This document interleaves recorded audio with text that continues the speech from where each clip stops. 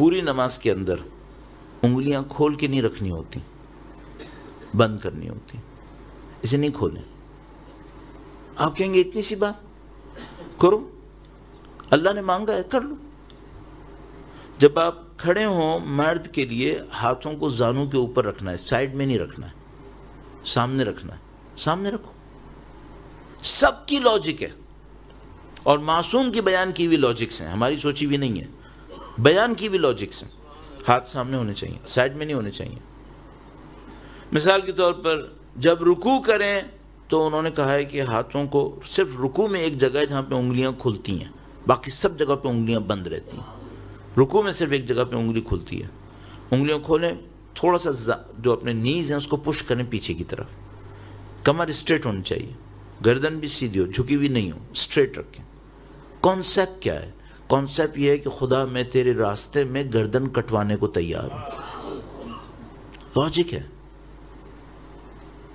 یہ اپیرنس خدا نے مانگی ہے، ایسے کرو۔ سجدے اب مثلا کھڑے ہونے میں بہت بڑی، میں بعض اوقات سوچتا ہوں کہ اگر ہم چھوٹی چھوٹی چیزوں کو امپروو کر لیں، خدا نے اس اپیرنس کو مانگا ہے نا، تو کوئی لاجک ہے اس کے پیچھے۔ مثلا جب آپ کھڑے ہوں تو آپ کے پاؤں، دونوں پاؤں قبلے کی طرف ہونے چاہیے، ٹیڑھے نہیں ہونے چاہیے۔ کوئی کہے کہ حرام ہے، حرام نہیں ہے، مستحب ہے، اس سے نماز امپروو ہوگی۔ اور نماز امپروو ہوگی تو یہ سمجھ لو آپ نے سب کچھ ٹریگر کر دیا، بہتر ہوتا چلا جائے گا۔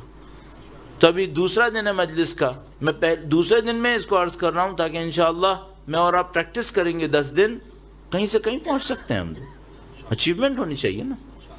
تو پاؤں بالکل سیدھے ہوں، تھوڑا سا گیپ دیں اور قبلے کی طرف ہوں، ہاتھ انگلیاں بند زانوں کے اوپر ہونی چاہیے۔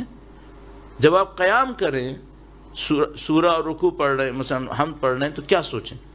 آپ یہ سوچیں میں ایسے کھڑا ہوں جیسے قیامت کے دن خدا کے سامنے کھڑا ہونا۔ قیام کا مطلب یہی ہے، قیام کھڑا ہونا، قیامہ بھی اسی سے ہی ہے۔ پھر آپ رکوع کریں، کیا سوچیں؟ کانسیپٹ یہ ہے کہ رکوع کرتے وقت سوچو کہ میں اللہ کی راہ میں گردن کٹوانے کو تیار ہوں۔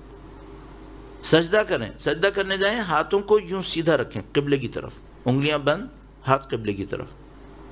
اور کانسیپٹ کیا ہے؟ کانسیپٹ یہ ہے کہ خدا میں تیرے سامنے ذلیل اور حقیر ہوں، میں ایکسیپٹ کر رہا ہوں، میں تیرے سامنے سرنڈر ہوں، ایکسیپٹ کر رہا ہوں۔ اس فزیکل سرنڈر کے بدلے میں خدا سے مانگے خدا مجھے اسپریچولی بھی سرنڈر کروا دے، میں تیرے لیے سوچنا شروع کروں۔ بیٹھیں گے دوسرے سجدے سے پہلے، پھر دوبارہ سجدے میں جائیں گے۔ روایت نے بہت خوبصورت بیان کیا، میں جب بتاتا ہوں میں لطف لیتا ہوں اس کا، اور کئی دفعہ بتا چکا ہوں، اور آپ نے ظاہر 10 جگہ اور بھی سنا ہو شاید۔ دوسرے سجدے کو کہتے ہیں، یہ جو پہلا سجدہ ہے یہ ہماری کریشن کی طرح ہے، جیسے خدا نے ہمیں پیدا کیا۔ تو جو دوسرا سجدہ ہے یہ کہتے ہیں یہ ڈیتھ ہے، موت۔ دوسرا سجدہ کرنے کا ہے تو یہ دوسرا سجدہ میری اور آپ کی موت کی طرح ہے۔ اور اس سجدے کے اندر اپنی موت کو یاد کرے انسان، خدا مجھے اچھی موت چاہیے۔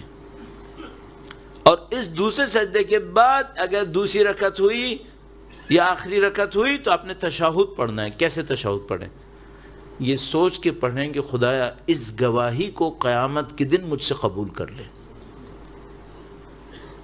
تو اگر کسی کا تشہد خراب ہوا تو قیامت کے دن شاید اس کی گواہی بھی صحیح نہیں ہوگی۔ یہ سب آگے تک جائے گا۔ اور مثال کے طور پر بہت خوبصورت ایک جملہ روایت کے اندر آیا، فرمایا یہ جو پہلا سجدہ ہے یہ کریشن ہے، یہ جو دوسرا سجدہ ہے یہ ڈیتھ ہے، یہ جو ان بٹوین دو سجدہ آپ بیٹھے یہ کیا ہے؟